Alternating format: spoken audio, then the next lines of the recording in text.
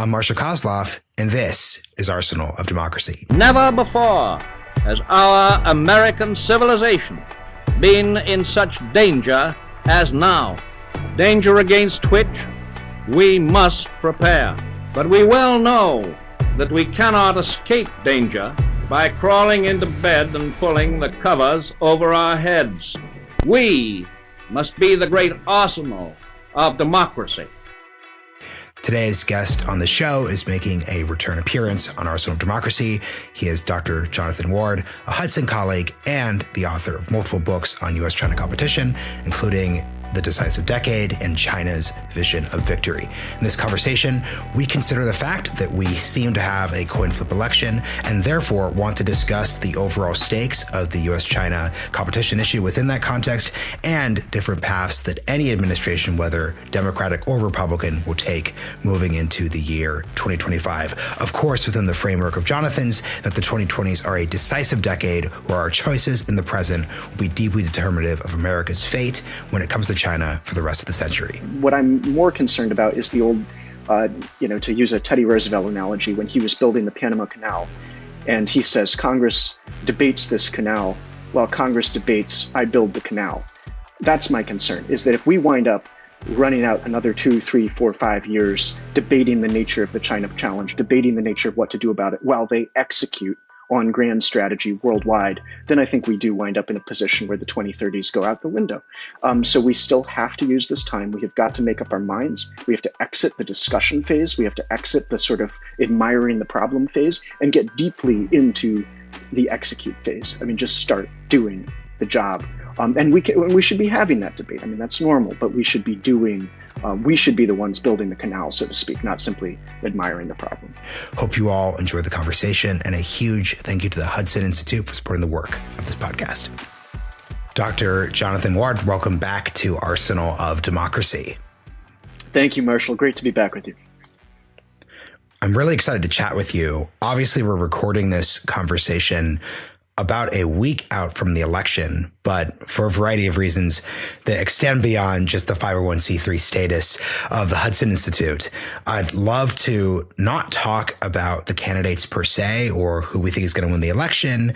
We're going to instead talk about the stakes, the issues, and then the areas that any new administration, whether it's the second Trump administration or the first Kamala Harris administration, what they're going to need to factor in when they're approaching all of the big topics we always focus in on this show. So here is where we'll start then.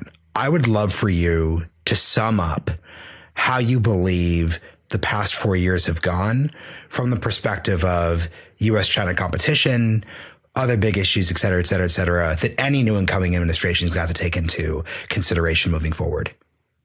Well, absolutely, Marshall. So, first of all, at this point, time is of the essence. I mean, we're in what I wrote about, the decisive decade of U.S.-China strategic competition. As I wrote in China's Vision of Victory in 2019, we have the decade ahead, the 2020s, to win or lose the long-term competition, principally because we were the power that was already there, and they were the rising power, and you can handle that in a handful of ways. And, my view has always been, do not let them gain on the most important fundamental advantages that we've got, such as economic power, military power, diplomatic power, the whole thing. We had all that in place. We let them into the system, and they have played a very hard game against us and been very successful. So I think the last 4 years, in my view, have been marked by successes on the Chinese front in terms of what the Communist Party has been able to execute. I mean, we've seen them rise in a series of strategic industries in ways that 5 or 10 years ago, people would have said that's not even possible. I mean, looking at them in shipbuilding or in electric vehicles or their dominance of critical minerals, which, has been a long time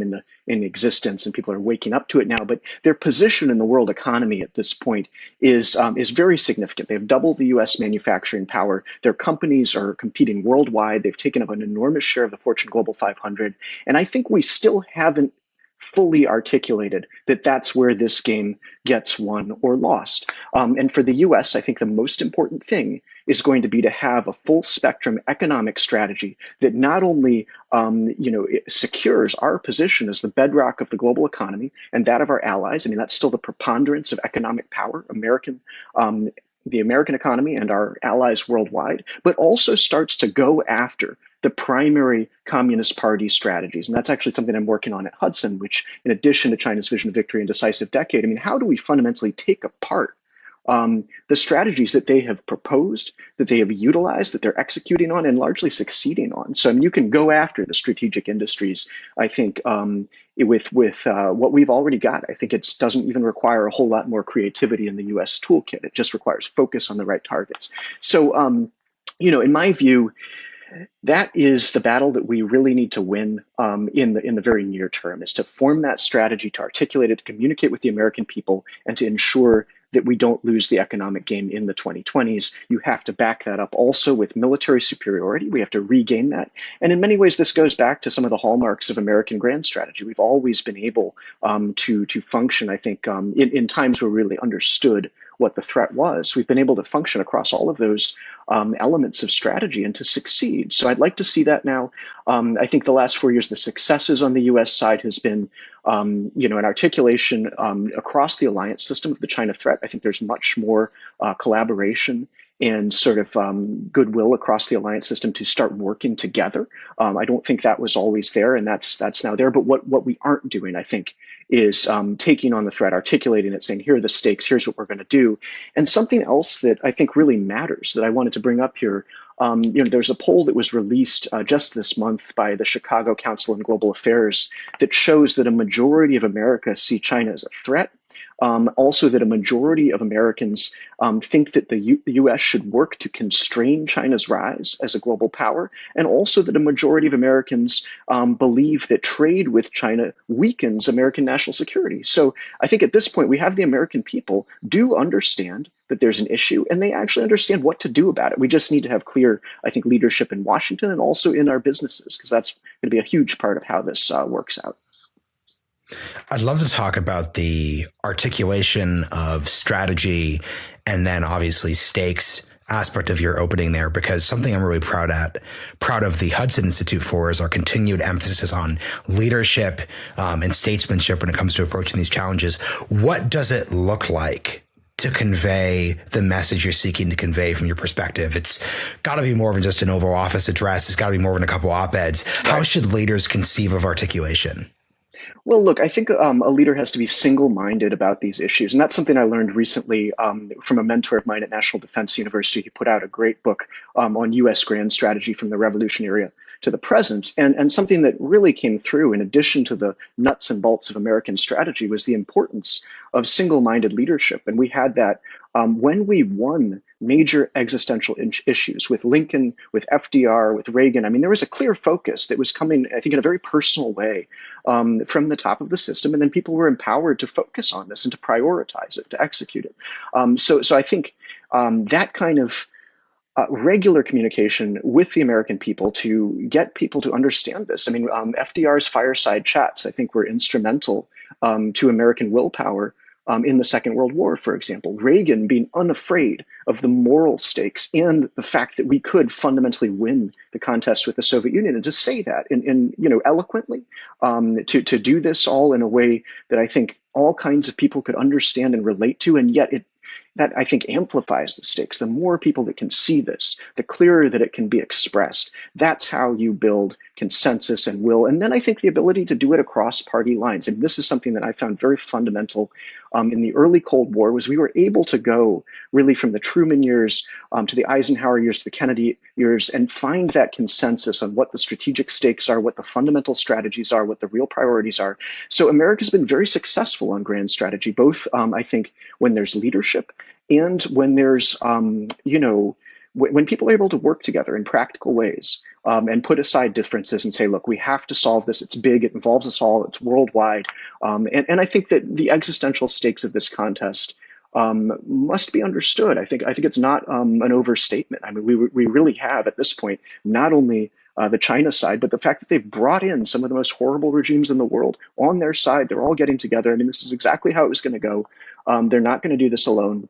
And we have a very brief window, I think, to head off the path towards real military conflict and set ourselves up for a long-term peacetime strategic competition that preserves American strategic superiority and therefore allows us to get time back on our side and eventually to rebuild the world in such a way where it isn't threatened by this constellation of really horrific adversaries. And building on your point around the need for consensus, calling back to our post-war Cold War history, what would you say is the broad bubble of consensus between the two parties? This is a question that builds well off of the fact that it seems like we're in a 50-50 coin flip situation. So where is the consensus? And then what are some issues that you think exist outside that consensus?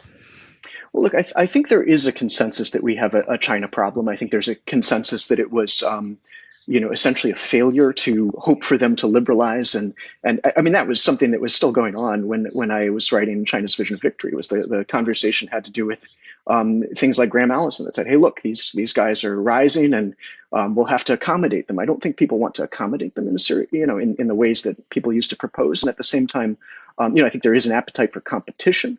One can define that differently, and also realizing that we made mistakes by bringing an authoritarian, unreformed regime into the economic system, allowing them to dominate strategic industries, to do all the rest of that. I think where consensus breaks down is, in a way, how to handle this, how hard we can push. And to me, this is all defensive. I think we're still playing a defensive game against Chinese grand strategy. Remember, our fundamental strategy was to essentially hand them the keys to the economic kingdom and hope for the best. My concern would be that we return to some kind of version of engage but hedge, which was one way that the American strategy was described in the past, where basically we're going to trade economically, we're going to engage across all fronts economically, or most of them, sort of only ITAR and things like that left things out. But bottom line, we're going to go whole hog into the economic relationship and we're going to preserve a military edge. The problem with all that is you run the clock on that long enough, the military edge is gone. It's gone because of the economic and technological rise that we enabled.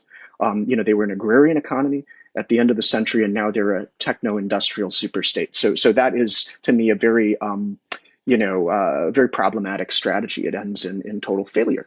So I'd be worried that we go back to that. I think we also haven't formed a way of handling the business community, and nobody has taken on Wall Street on this. I think there's a Silicon Valley sort of pull into the picture now. I mean, you can look at things happening in Washington.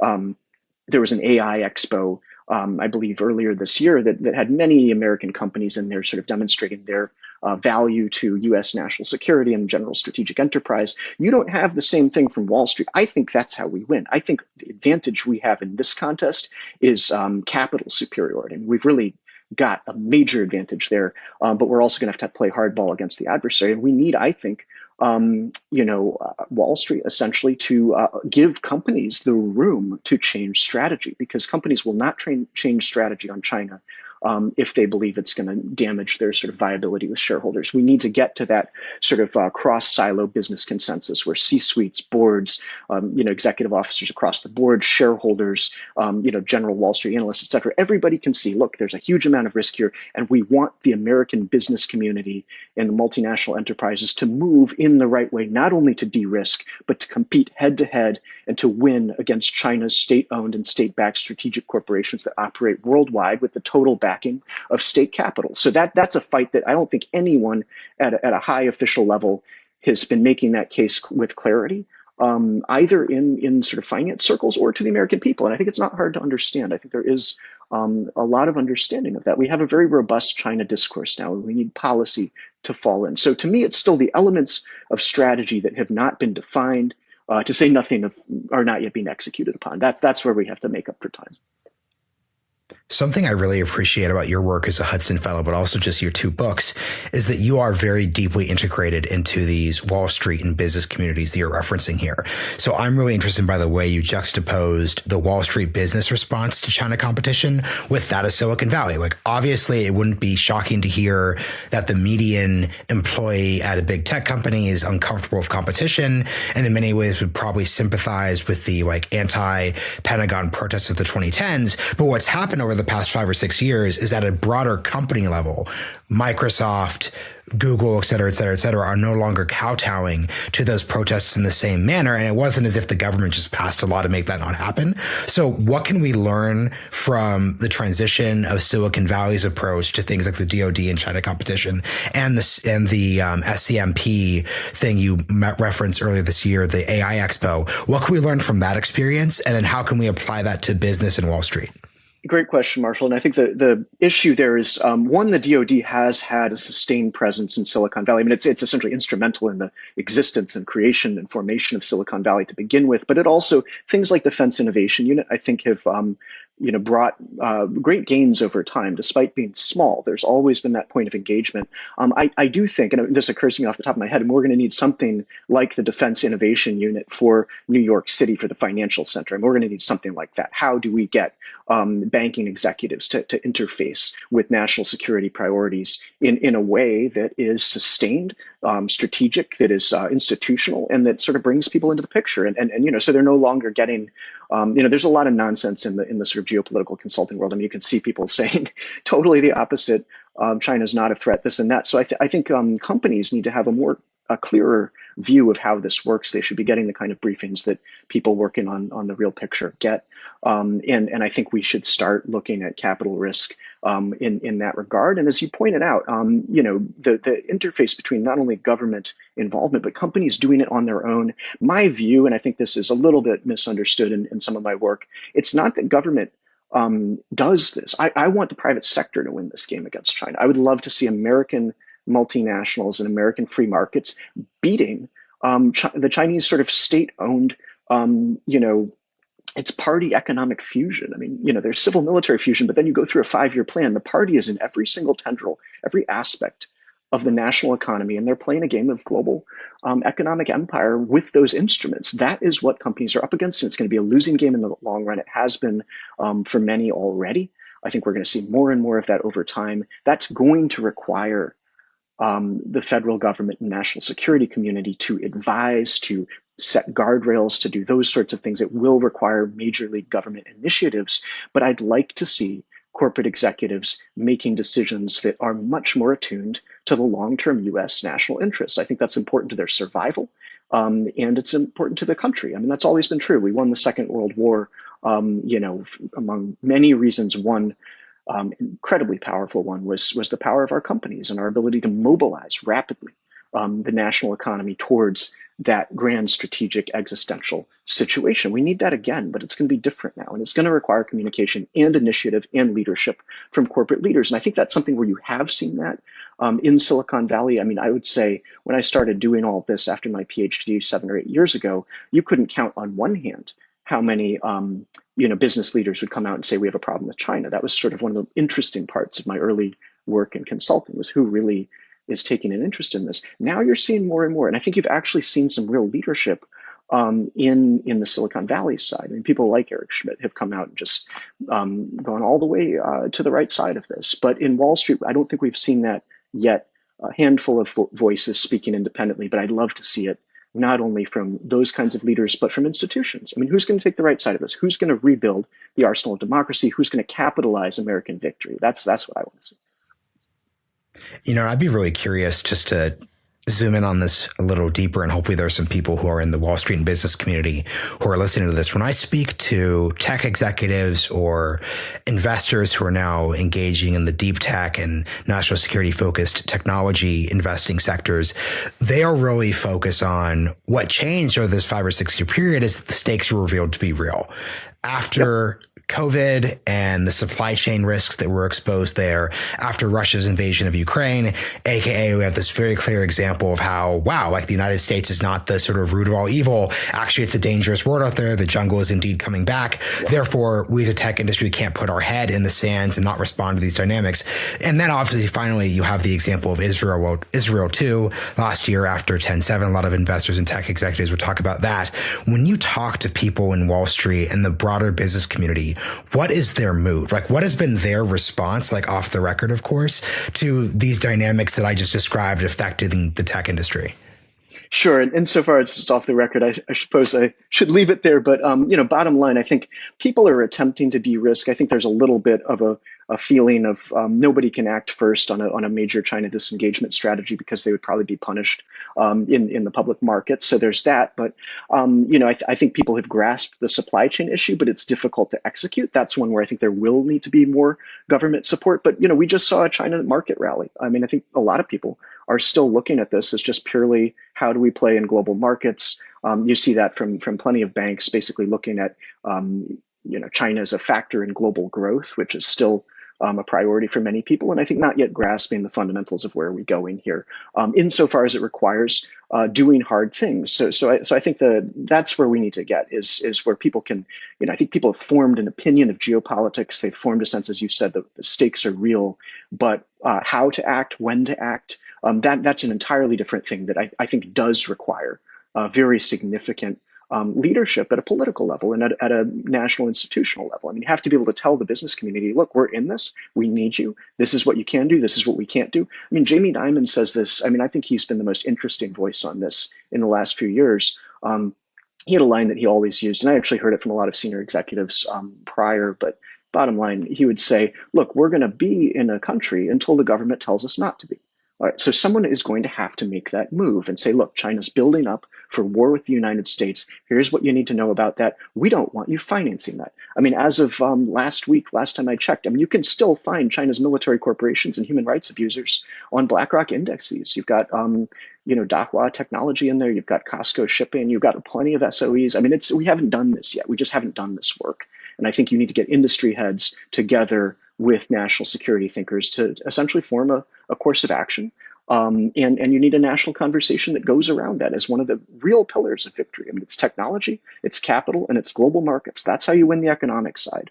Then you've got to get deterrence at the same time, because if you want to play hardball in the economic arena, you have got to get deterrence sorted out. You get those two things done in the 2020s, and I think we start to win again.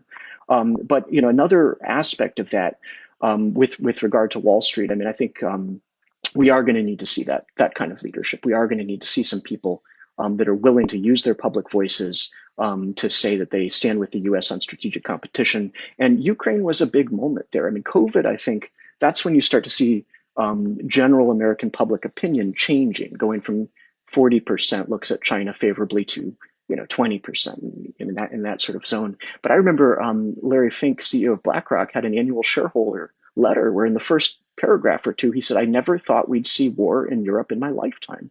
And the man, is running a company that manages $10 trillion worth of, capital. So that's not where you want to be. And I'm glad people have learned, but these sorts of things really should be understood much more deeply, much more clearly ahead of time.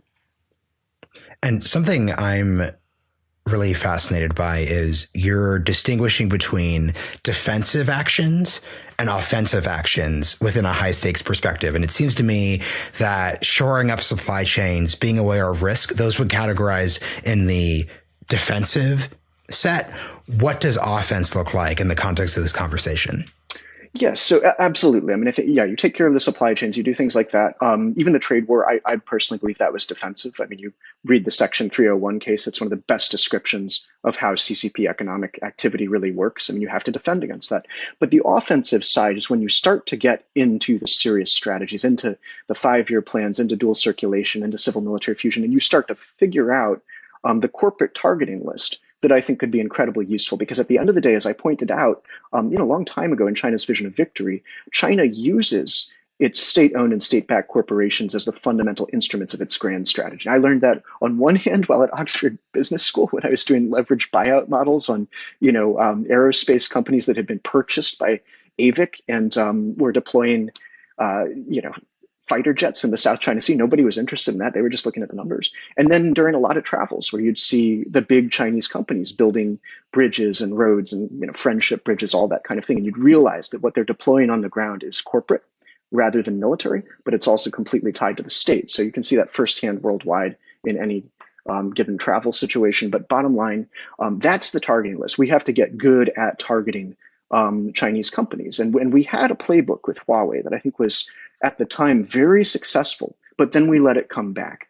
We let Huawei come back. So I think it's about going after the actual instruments that are targetable entities that essentially comprise the sort of on the ground elements of the grand strategies. And I think you can target the grand strategies, you can target the companies. That's the offensive action that I think would be extremely interesting to take.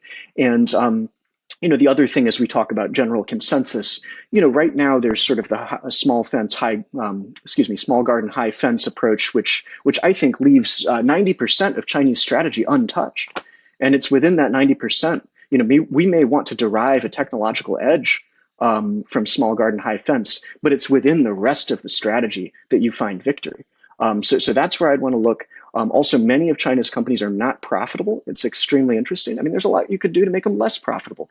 And again, this would have to be done alongside successful military deterrence. So that's where it becomes more grand strategy than solely economic. Something I'd like to discuss, not to hold you too much to a title of a book that came out a few years ago, but once again, this is the decisive decade. I think that's the way a lot of people understand your work. We're recording this in October of 2024. This will come out very, very close to the end of the month, so we could just round up to 2025. We're kind of halfway done in terms of the decade and the big moves we need to really be making. Can you really articulate your confidence or your lack of confidence that we have the will, the timeline, et cetera, given that half of the clock has run out already? Absolutely. No, and I'm very mindful of that. I mean, I think that, I tend to be an optimist about the United States when we get focused. If we can get focused on this issue, I think we have a lot we can do. I mean, there are to-do lists that are just very, very long and hopefully, fundamentally achievable if one wants to get into these problem sets. So I think being in 2025, it's not too late. But what I'm more concerned about is the old, to use a Teddy Roosevelt analogy, when he was building the Panama Canal, and he says, Congress debates this canal while Congress debates, I build the canal.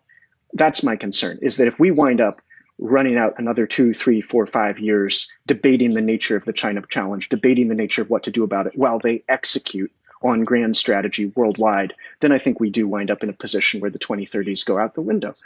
So we still have to use this time. We have got to make up our minds. We have to exit the discussion phase. We have to exit the sort of admiring the problem phase and get deeply into the execute phase. I mean, just start doing the job. And we should be having that debate. I mean, that's normal, but we should be we should be the ones building the canal, so to speak, not simply admiring the problem. But the list is long. I mean, what to do is, I think, pretty, there's a lot to get into there. So let's focus on the two candidates. Once again, not who's going to win, but just, I think, the grander narrative that would shape your understanding of it. So for me, let's start with Kamala Harris, because she's VP right now. It is really fascinating to me that once again, you had that Trump administration 1 to Biden administration transition, where the broad China problem, there's always going to be some policy debates, but the broad idea actually shifts. That's one of those areas where, with all sorts of 2016 issues, sometimes the sort of Trumpian approach wasn't carried over, but China very much was one. To what degree do you think, if Kamala Harris wins next week, the continuing passing of this baton with this broad consensus will continue? I'm just curious how you think about that dynamic. Well, I think in each case, we've already seen 4 years, essentially, of the respective administrations. So we probably have an idea of how it might work out. But, with the Biden-Harris administration, I think what they've done that's been good is to open up a lot of space with our allies to do a lot of successful, I think, work with allies in Asia that needs to be continued. I mean, I tend to think that's essential to long-term strategy here. I mean, you look at the Japan, Korea, U.S. trilateral, you look at all the different relationships that I think are deepening in the Indo-Pacific, and that's all very strong. I think that the focus on emerging technologies is fine. I mean, that's important. Yes, AI, yes, quantum, of course. I mean, all of that matters. But I think they're trying to keep it limited, and that worries me because you're dealing with an adversary that works across every possible mechanism of power, and they see power, I think, very differently than we do. So to me, narrowing down the response for the sake of, how would you call it, not spooking the adversary, I think we run out of the clock. We lose the time advantage that we badly need. Whereas I think what the Trump administration did in its 4 years, which everyone should acknowledge, in my opinion. I mean, they changed the entire game on China. They were the ones that went in and said, we're turning the table over on this. This is an adversary. I mean, the national security strategy, the national defense strategy, the fact that you had regular speeches from, senior cabinet leaders all about this issue. I mean, there was a real approach to Huawei. There was a real approach to trade. I think that was very robust and somewhat unafraid of the problem. And it broke through a lot of old sort of consensus that wasn't getting us anywhere good. So I think what we need in a perfect world is to take the bull by the horns in that sort of way, and at the same time bring the allies in with us. Because what we need is to be able to overmatch China ultimately, to achieve preponderance both economically and militarily. And 1-to-1, U.S. versus China, as I wrote in the first book, I mean, that's going to be a close run thing. But if you get the alliance system together, where NATO alone is 50% of global GDP and more than that in global wealth and more than that in global capital markets, I mean, you start to achieve the potential for preponderance. So I think we have to work together, but the U.S. has to lead it. We have to articulate the problem. We have to be single-minded about it, and we have to bring people with us. So that's going to be the challenge. And then we have to, do the job of dealing with the economic side and the military buildup that'll be required to deal with a Russia-China entente at a minimum and a broader Russia-China, North Korea, Iranian axis at a maximum. So there's a lot of work to be done. But I think the allies understand this now. I think there have been events in recent years that bring people together by necessity. I mean, events always get a vote. Events decide in the absence of strategy is sort of my view. And my concern would be the lack of consensus, the lack of sort of action on this causes events to continue to drive the picture. That's where we don't want to be. We still have that window of time in which to regain the initiative. Yeah, and speaking of events, it seems that on the category of unimaginable from a 2019 perspective, North Korean troops deploying to Ukraine, I think in many ways that's going to illustrate the fact to European allies that this can't just be sequestered into its own little regions and all little things. There's a deep, very literal military entanglement that goes beyond just sort of defense industrial support, right? So the North Koreans sending industrial military aid to the Russians. It's now actually based on troops too. So that's very important. Right. So last question here then, to the point you made around the Trump administration overturning the China consensus, like what's your understanding of a second Trump administration when it comes to China? Should we basically assume it's a pickup where you left story? Like what's just your mental model for understanding Trump too if he wins? I guess my sense of it was, I was struck by the creativity of those years where just a lot of people were essentially able to deal with these problems in I think, really creative and successful ways. And that's what we're going to have to do. We're going to have to bring our own best thinking. We're going to have to bring the power of American strategic thinking, which I think is actually very good when we are not trying to downplay the problem or put the problem aside. And ideally, the right people would be in a position to lead this. And when you're doing successful grand strategy in history, I mean, there are all kinds of people participating. And what they typically need is the freedom to, sort of think big and take on the problem and be creative and work together, be practical. But we're going to be in a situation where we're going to have to, do our best. I mean, I think either way, we're in a world where eventually we just have to get real about this in terms of the action phase. Yeah. And I think what is both, depending on your perspective, glass full, half empty, because of the stakes of this topic, no matter who wins, this is going to have to be addressed.